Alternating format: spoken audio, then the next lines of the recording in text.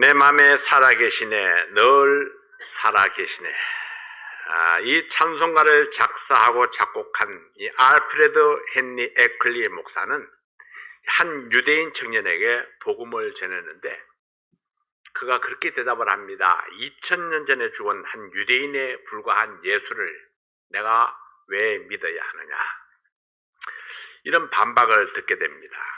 그래서 이 목사님은 그 후에 부활에 담겨진 메시지를 묵상하다가 이 찬송시를 작시했습니다.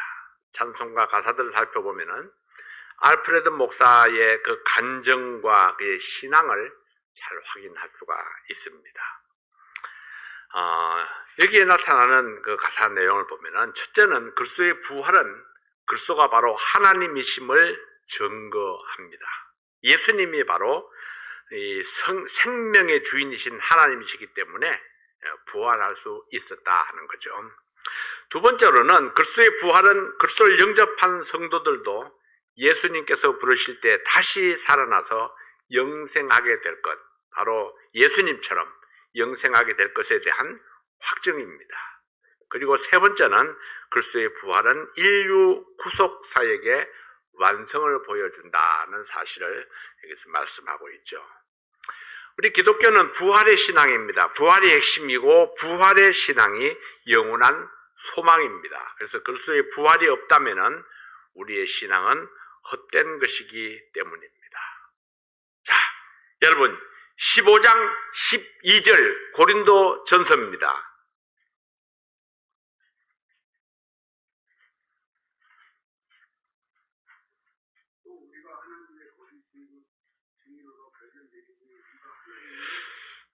아닌데요.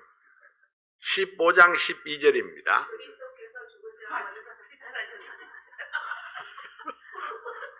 안 웃어도 되는데. 응?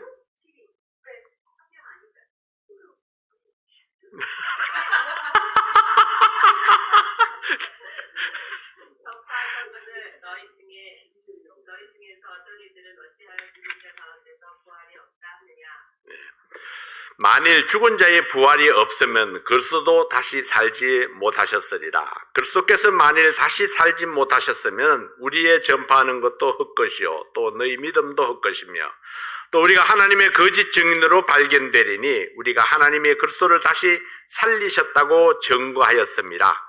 만일 죽은 자가 다시 사는 것이 없으면 하나님이 그리스도를 다시 살리시지 아니하셨으리라. 만일 죽은 자가 다시 사는 것이 없으면 그리스도도 다시 사신 것이 없었을 터이요. 그리스도께서 다시 사신 것이 없으면 너희의 믿음도 헛되고 너희가 여전히 죄 가운데 있을 것이요. 또한 그리스도 안에서 잠자는 자도 망하였으리니 만일 그리스도 안에서 우리의 바라는 것이 다만 이생뿐이면 모든 사람 가운데 우리가 더욱 불쌍한 자리라. 아멘. 이 말씀들을 보면요, 너무나 선명하게 설명이 잘 되어 있기 때문에 이 부가 설명이 필요 없을 정도로 이 부활이 우리 그리스도인들에게 얼마나 중요한 핵심인가를 잘 나타내주고 있는 그런 말씀이죠. 사도 바울은 이 말씀 속에서 만일 부활이 없으면은, 만일 다시 사는 것이 없다면은 우리의 신앙이 헛것이고 예수 믿는 자들이 가장 불쌍한 자들이라 그렇게 증거하고 있습니다. 사도 바울은 이 말씀을 통해서 부활을 의심하는 고린도 성도들에게 그리스도의 부활이 우리 신앙의 핵심이라는 사실을 확정해주고 있습니다. 오늘 본문 말씀은 요한이 증언을 마치면서 예수 그리스도의 부활을 직접 목도한 사람들의 증언을 그렇게 기록을 하고 있습니다. 요한복음 21장까지 이렇게 요한복음이 21장까지 기록되고 있지만은 20장 마지막에 이 요한복음의 기록 목적을 밝히면서 사실상 20장이 마지막 결론을 보여주고 있는 것입니다. 사도 요한이 본 신앙의 최고 결정체는 예수가 하나님의 아들 그리스도이심을 고백하는 일입니다. 이 사실을 부인하게 하려는 사탄의 노력이 빌라도의 법정에서도 잘 나타나고 있지만 예수 그리스도의 부활은 하나님의 아들 그리스도이심을 확증하는 증거가 되었습니다. 그래서 요한은 부활에 대한 실제적인 증거들을 제시하면서 현장의 모습을 생생하게 재현하고 있습니다. 오늘은 이 성경이 보여주는 부활의 이 증거들을 살펴보고 우리의 믿음을 다시 한번 확증하는 시간이 될 수 있기를 바랍니다. 첫 번째 부활의 증거입니다. 첫 번째 부활의 증거. 첫 번째 부활의 증거는 빈 무덤입니다. 예수님의 부활은 안식 후 첫날 발생한 사건이지만 그 사실이 제자들의 믿음으로 확정되기까지는 많은 시간이 필요했습니다. 자, 첫 번째는 이 마리아가 등장하죠. 요한복음 20장 1절 2절 말씀에 보면은 요한복음 20장 1절 2절입니다. 안식 후 첫날 이른 아침 아직 어두울 때에 막달라 마리아가 무덤에 와서 돌이 무덤에서 옮겨간 것을 보고 시몬 베드로와 예수의 사랑하시던 그 다른 제자에게 달려가서 말하되 사람이 주를 무덤에서 가져다가 어디 두었는지 우리가 알지 못하겠다 하니, 예, 막달라 마리아가 제일 먼저 무덤에 와서 확인을 했습니다. 무덤에 돌이 옮겨져 있는 것을 보고 예수의 시신이 도난당한 것으로 생각을 하고 제자들에게 달려가서 알렸습니다. 마리아는 얼마나 놀랐을까요? 단숨에 제자들에게 달려가서 소식을 전하고 대책을 세워야 한다고 생각했을 것입니다. 예수님의 시신을 누가 어디로 빼돌렸을까? 왜? 무슨 목적으로? 어떻게 이런 일이 일어났을까? 예, 무덤은 봉해졌고 로마의 군병들이 굳게 지키고 있었는데 이것이 어찌된 일일까 궁금하고 놀라울 뿐입니다. 그래서 마리아는 헐레벌떡 제자들에 가서 이 사실을 전했습니다. 그럼 그 다음에 제자들의 반응은 무엇입니까? 이 3절부터 7절까지 제자들의 반응이 나타나고 있죠. 3절입니다. 베드로와 그 다른 제자가 나가서 무덤으로 갈새 둘이 같이 다름질하더니 그 다른 제자가 베드로보다 더 빨리 달아나서 먼저 무덤에 이르러 굽으려 세마포 놓인 것을 보았으나 들어가지는 아니하였더니 시몬 베드로도 따라와서 무덤에 들어가 보니 세마포가 놓였고 또 머리에 쌌던 수건은 세마포와 함께 놓이지 않고 딴 곳에 객혀 있더라. 세마포가 무엇입니까? 예, 세마포는 예수님의 몸을 감쌌던 천입니다. 예수님의 시신을 감쌌던 그런 천이죠. 이 시신을 감싸는 건 여러분들 이미 여러 번 들으셨죠. 그냥 뭐 이불로 싸듯이 이렇게 싸는 거 아니라 둘둘 이렇게 말아서 시신을 이렇게 싸는 겁니다. 그렇게 싸고 또 머리는 머리대로 이제 다시 수건을 이렇게 머리를 감쌌던 겁니다. 그래서 세마포가 객해져 있고 벗어져 있고 또 머리에 수건도 탁 객해가지고 다른 한 곳에 이렇게 딱 놓여 있는 것을 보았죠. 마리아의 말을 듣고 베드로와 요한이 무덤으로 달려갑니다. 먼저 도착한 요한은 무덤에 들어가지 아니하고 몸을 굽혀서 무덤을 들여다보기만 했지만은 세마포만 놓인 것을 보았습니다. 예수님이 어디로 갔는지 사라지고 보이지 않았죠. 뒤늦게 도착한 베드로는 무덤 안으로 들어가서 직접 확인을 합니다. 세마포와 머리에 둘렸던 수건이 따로따로 놓여 있는 것을 보았습니다. 베드로를 뒤따라 들어온 요한도 세마포와 수건을 보고 그때야 마리아의 말을 믿었습니다. 무엇을 믿었나요? 예수님의 시체가 없어진 것을 믿은 겁니다. 부활을 믿은 것이 아니고 예수님의 시체가 과연 없어졌구나 하는 것을 그때 믿은 겁니다. 그렇지만 이들은 예수가 다시 살아나야 하리라 하시는 성경 말씀을 알지 못했다고 그랬습니다. 믿지 못했습니다. 예수의 시신이 없어진 빈 무덤은 확인했지만은 마리아의 궁금증을 풀어주지는 못했습니다. 그들도 예수가 죽음에서 부활하신 것은 확신하지 못했기 때문입니다. 두 번째 부활의 증거는 무엇입니까? 예수님의 시신이 놓여있던 그 무덤 속에 예수님의 시신이 감쪽같이 사라졌다. 이게 첫 번째 증거. 두 번째는 예수님께서 스스로 이제 증거를 보이기 시작합니다. 믿지 못하니까 예수님이 스스로 증거를 보이기 시작하죠. 천사들과 함께 나타난 예수님이 증거합니다. 마리아가 무덤 밖에서 울고 있었습니다. 왜 울고 있을까요? 없어진 시신 때문에 그렇죠. 다시 재확인차 무덤을 들여다봅니다. 그때 두 천사를 발견했습니다. 천사가 마리아에게 질문합니다. 왜 우느냐? 예수님의 시신을 내가 찾지 못해서. 예수님이 서 있는 것을 보았지만은 알지 못했습니다. 왜 알지 못했을까요? 상상도 못했으니까요. 예수님이 죽은 것을 분명히 확인했는데, 그리고 세마포로 싸서 안장하는 것도 다 보았는데, 근데 예수님이 다 벗어버리고 서 있는 모습을 보면서, 그리고 자기에게 말도 거는 것을 보면서 상상도 하지 못했습니다. 예수님이 살아났다는 것. 예수님이 질문합니다. 왜 우느냐? 천사와 똑같은 질문을 하죠. 왜 우느냐? 예수의 시신이 어디 있는지 알려주세요. 이렇게 이야기를 합니다. 근데 그때 예수님이 마리아를 부릅니다. 마리아야. 그 예수님이 부르시는 그 음성을 들으니까 귀에 익숙한 음성입니다.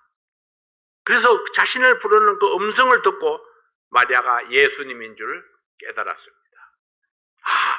과연 예수님의 음성이다 하면서 깨닫게 되는 거죠.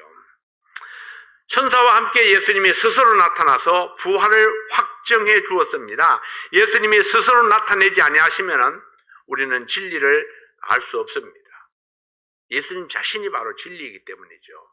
만약 거기에서 예수님이 자신을 나타내지 아니하고 그냥 그렇게 사라져 버렸다면 예수님의 부활을 확신할 수가 없었을 것입니다. 그런데 예수님이 마리아를 부르시고 자신을 나타내 보이시고, 그때서 마리아가 예수님이 부활하셨구나 하는 확신을 가지게 되는 것입니다. 자, 여기에 마리아의 믿음을 보십시오. 예수님의 음성을 듣고 믿음이 생겼습니다. 그래서 말씀을 들을 때에 믿음이 생깁니다. 듣지 아니하면 믿음이 생길 수 없습니다. 그래서 믿음은 들음에서 나며 이렇게 말씀을 했죠. 믿음은 들음에서 난다. 하나님 말씀을 듣지 아니하고는 믿음이 생겨나지 않습니다. 자, 믿음이 있던 사람도 하나님 말씀을 듣지 아니하면은 믿음이 점점 옅어지고 사라져 버립니다. 그래서 우리는 지속적으로 하나님의 말씀을 듣는 것이 매우 중요합니다.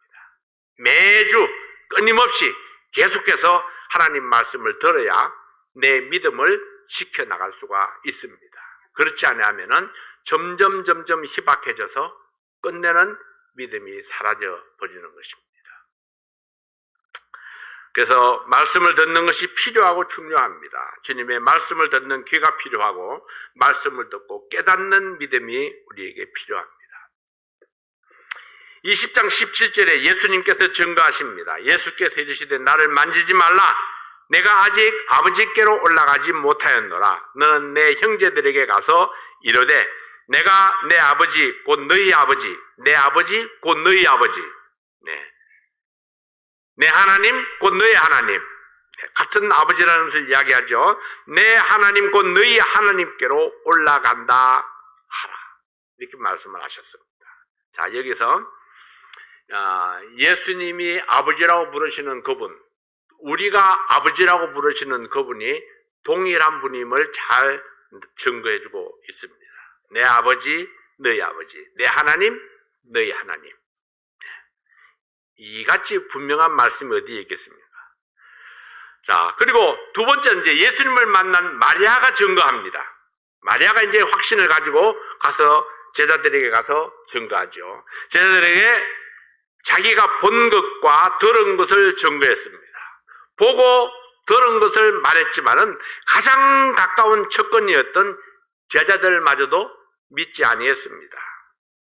그럼에도 불구하고 보고 들은 것을 지속적으로 말하는 용기가 필요합니다. 마리아가 얼마나 열심히 말했을까요? 얼마나 답답했을까요? 믿지 않는 그 제자들, 마리아가 볼 때 제자들은, 예수님의 제자들은 자기보다 훨씬 더 믿음이 좋았어야 됩니다. 예수님과 함께 3년 반 동안이나 따라다니면서 온갖 기적들을 다 체험했고 예수님의 말씀을 듣고 배웠던 사람들인데요. 마리아는 어떤 사람입니까? 마리아는 비천한 사람이었죠. 아주 인생의 밑바닥을 살다가 구원받은 사람, 아마 그는 스스로 더 큰 죄인이라고 생각했기 때문에 더 큰 은혜를 체험했을 것입니다.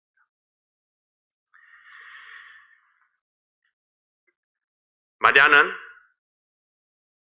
제자들에게 가서 내가 주를 보았다, 주님께서 나에게 이렇게 말씀하셨다 강력하게 증거하지만은 제자들은 믿지 아니합니다. 자, 감정 정도라는 게 바로 이런 거죠. 보고 들은 것을 말하는 것입니다.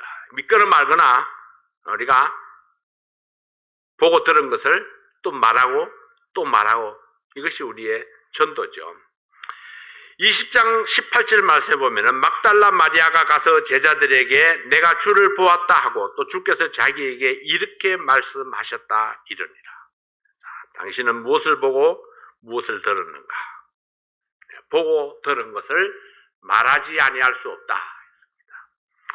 세 번째로 열 제자에게 나타난 예수님의 증거. 드디어 예수님이 그 제자들 앞에 나타납니다. 마리아의 증거를 그렇게 해도 믿지 않던 제자들에게 예수님이 이제는 직접 나타났습니다. 도마와 유다를 제외한 10명의 제자들에게 예수님이 모습을 드러냈습니다. 언제 오셨나요? 안식 후 첫날 주일 저녁에 왔습니다. 주일 저녁에. 어디에서요? 유대인을 피해서 함께 모인 곳에 마가의 다락방에 왔습니다. 아마도 두려워서 숨어서 지금 기도 모임을 하고 있지 않았을까? 근데 그곳에 예수님이 중간에 탁 나타났습니다. 왜? 십자가에서 죽었다가 다시 사신 예수님의 부활을 증거하기 위해서. 자, 말씀하셨습니다. 예수님이 탁 나타나셔서 혹시 환상이라고 볼까봐 예수님이 말씀하십니다. 너희에게 평강이 있을지어다. 이렇게 말씀하십니다. 늘 들었던 예수님의 음성이에요. 귀에 익숙한 음성입니다. 너희에게 평강이 있을지어다. 이렇게 말씀을 하시죠. 그리고 예수님께서는 흔적을 보여주십니다. 손과 옆구리에 손에 이 박힌 못자국 그리고 옆구리에 찔린 창자국을 직접 보여줍니다. 그리고 내가 바로 십자가에 죽었던 예수 그리고 무덤 속에서 부활한 예수 바로 너희들의 스승 예수 너희들의 구세주 예수다 하는 것을 예수님이 직접 보여주셨습니다. 그리고 제자들에게 사명을 주십니다. 하나님이 나를 보낸 것 같이 나도 너희를 보낸다. 십자가의 증인이 되라고 말씀하십니다. 부활하신 예수님께서 제자들에게 주신 사명은 딱 하나죠. 너희는 십자가의 증인이 되라 하는 것입니다. 그리고 복음 전도를 위해서 성령을 기다리라 말씀하십니다. 자, 요한복음 20장 22절 말씀에 보면은 이 말씀을 하시고 저희를 향하사 숨을 내쉬며 가라사대 성령을 받으라. 내가 네 죄든지 사하면 사여질 것이요 곧 네 죄든지 그대로 두면 그대로 있으리라 하시니라. 여러분, 죄를 사하는 능력을 제자들에게 주셨을까요? 너희들이 네 죄든지 사하면 사여질 것이요 죄를 사할 수 있는 능력을 주시는 것이 아닙니다. 죄 사하는 능력이 아니라 복음을 전함으로 사함을 얻게 하는 능력을 주신 겁니다. 복음을 전함으로 사함을 얻게 하는 능력. 그래서 제자들이 받은 것은 복음 전도의 사명입니다. 전하지 아니하면은 사함을 얻지 못합니다. 너희들이 복음을 전하지 않으면은 영혼이 구원받지 못한다. 그래서 너희들에게 주는 사명, 복음을 전하라. 자, 이 말은 다른 말로 하면은요, 상대방이 구원을 받았다, 안 받았다, 거기에 너희들의 책임이 없다는 겁니다. 우리의 책임은 복음을 전하는 것, 예수님의 십자가를 전하는 것입니다. 복음을 전하는 것, 그러면은 그 복음 자체가 영혼을 구령하는 능력이 있다는 사실을 말씀하시고 있는 것입니다. 예수님이 가시고 난 다음에 도마가 왔습니다. 도마의 별명은 뭐라고 그러죠? 의심 많은 도마. 이렇게 하죠. 의심 많은 도마. 역시 여러분들은 성경을 잘 아십니다.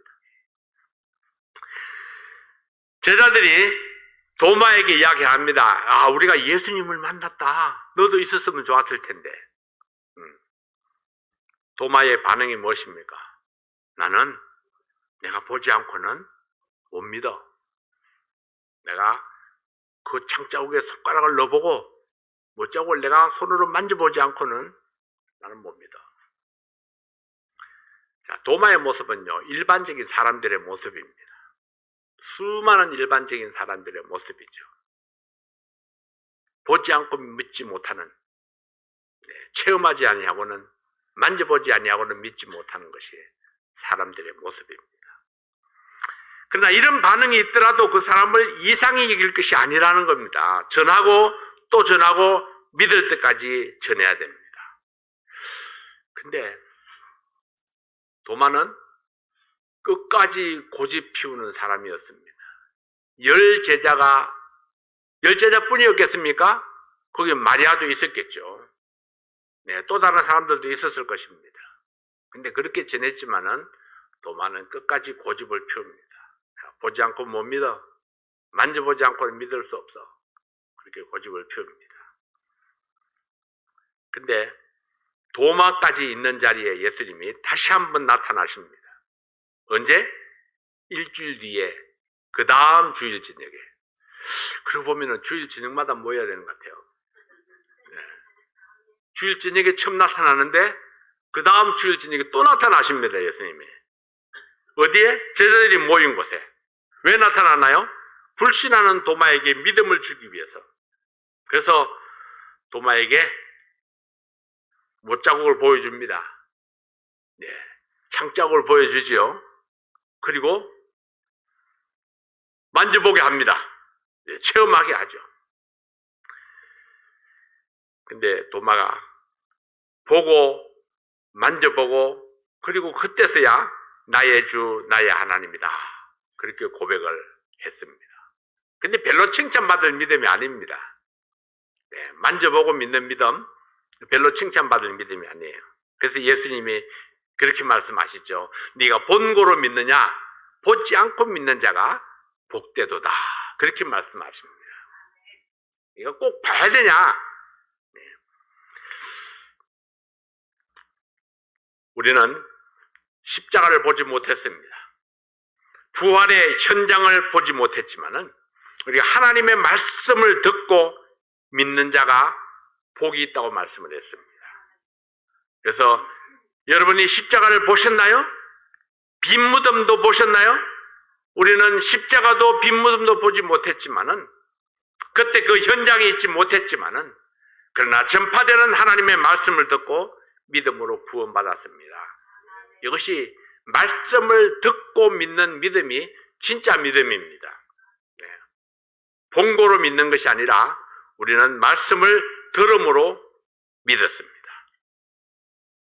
예수님이 나타났습니다. 제자들이 있는 곳에 제자들을 위해서 나타냈습니다. 예수님은 언제나 우리 편입니다. 제자들에게 믿음의 확신을 주기 위해서 일부러 제자들에게 나타나신 겁니다. 나타나서 봐라, 만져봐라, 확정을 해주시죠. 문들이 닫힌 곳에 예수님이 갑자기 등 하고 나타났습니다. 이전과는 다른 예수님입니다. 이제는 환경에 전혀 영향을 받지 아니합니다. 문이 사방이 다 꽁꽁 닫혀 있지만은 그곳에 예수님이 탁 나타났는데 예수님이 실제 형체를 가지고 나타나신 겁니다. 뭐 영어로 나타나는 환상 중에 나타나는 게 아닙니다. 실제 몸을 가지고 나타났지만은 그러나 환경에 전혀 영향을 받지 않는 그런 모습으로 예수님이 나타나신 겁니다. 새로운 몸으로 부활하신 예수님, 이전과는 다른 예수님의 모습, 부활하신 예수님은 이전의 모습과는 전혀 다른 모습이 되어서 제자들에게 나타났습니다. 그리고 평강을 기원했습니다. 너희에게 평강이 있을지어다. 그 당시 제자들에게 가장 필요했던 것, 그것이 바로 평강이었죠. 불안한 전국. 얼마나 제자들의 마음속에 불안한 마음이 있었겠습니까? 두려웠겠습니까? 예수님이 그 십자가에 달리는 그런 모습, 자기들이 볼 때 예수님은 전혀 죄가 없습니다.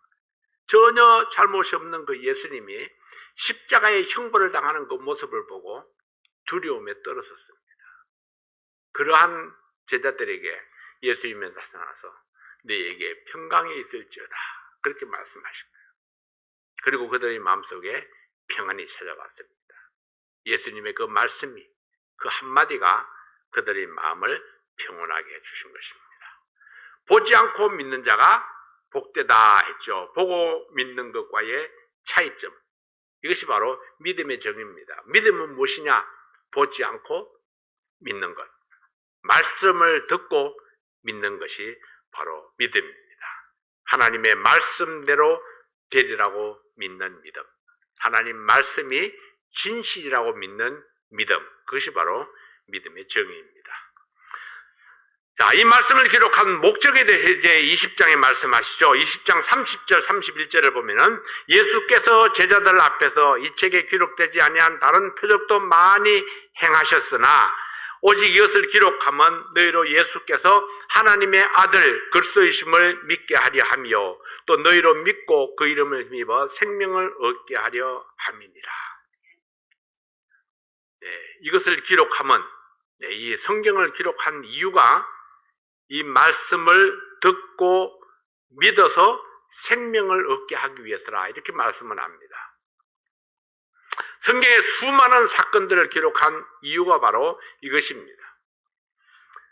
이스라엘의 역사를 기록한 목적이 바로 이것입니다. 예수님을 통해서 생명을 얻게 하는 것. 이것이 성경의 기록 목적입니다. 그래서 성경에서 다른 것들을 자꾸 이야기할 필요가 없습니다. 하나님의 말씀이 우리에게 생명을 주는 말씀이다. 예수 그리스도의 그 말씀을 통해서 우리가 생명을 얻는다는 사실, 이것이 가장 중요한 포인트입니다. 그러나 성경에 나타낸 것이 전부가 아닙니다. 기록하지 못한 수많은 사건들이 있습니다. 예수님이 선별해서 기록한 것은 왜일까요? 왜 이 사건들만 지금 이게 이런 얇은 성경책 한 권으로 이 모든 것을 집약했을까요? 성경을 읽고 필요한 것은 영혼이 구원받는 것이기 때문입니다. 우리에게는 이스라엘의 역사가 중요하지 않습니다. 다윗이 얼마나 훌륭했나? 솔로몬이 얼마나 똑똑했나도 중요하지 않습니다. 아담과 하와가 어떤 인물이었느냐 중요하지 않습니다. 아담과 하와를 통해서, 다윗을 통해서, 또 이 사도 바울을 통해서, 이 모든 분들을 통해서 우리가 구원의 진리를 발견할 수 있다면 그것이 이 성경에 기록한 목적입니다. 선별한 것들을 통해서, 이것들을 통해서 그리스도를 믿게 하고 생명을 얻게 하기 위해서 구원에 필요한 것들만 기록을 했습니다. 그래서 우리는 이 아담과 하와의 이야기를 통해서 예수님을 발견하고 구원의 길을 찾아야 됩니다. 다윗을 통해서 예수님을 발견하고 구원의 길을 찾아야 됩니다. 솔로몬을 통해서 하나님께서 주시는 진리를 발견할 수 있어야 합니다. 과연 무엇이 정말 우리에게 중요한가를 깨닫는 것. 우리에게 가장 중요한 것은 생명 그 자체입니다. 세상의 모든 것들을 다 가졌다 할지라도 생명이 없으면 아무런 의미가 없습니다. 사는 것이 중요하죠. 사는 것이 중요합니다. 근데 우리의 영혼이 하나님과 더불어 사는 것, 이것이 가장 중요한 것입니다. 그래서 성경에서 가장 강조하는 것이 바로 구원이라는 거죠. 교회에서 가장 강조하는 것도 영혼 구원이 돼야 되는 것입니다. 다른 게 다 있다 할지라도 영혼이 구원받지 못한다면 좋은 교회가 아닙니다. 사람들이 그분 말씀이 참 좋아요. 근데 영혼 구령은 없어요. 교회가 참 크고 좋아요. 근데 영혼 구령은 없어요. 그럼 이것이 무슨 의미입니까? 교회는 작고 협소하고 사람들은 남루해 보이지만은 그 교회에서는 영혼이 구원받고 평강이 넘칩니다. 기쁨이 넘칩니다. 이게 진짜 교회죠. 그래서 우리는 겉모습을 보고 판단하는 오류를 범하지 말아야 됩니다. 예수님이 부활하신 목적은 새 생명을 주기 위해서입니다. 예수님이 자신을 나타내신 목적이 무엇입니까? 믿음을 주기 위해서죠.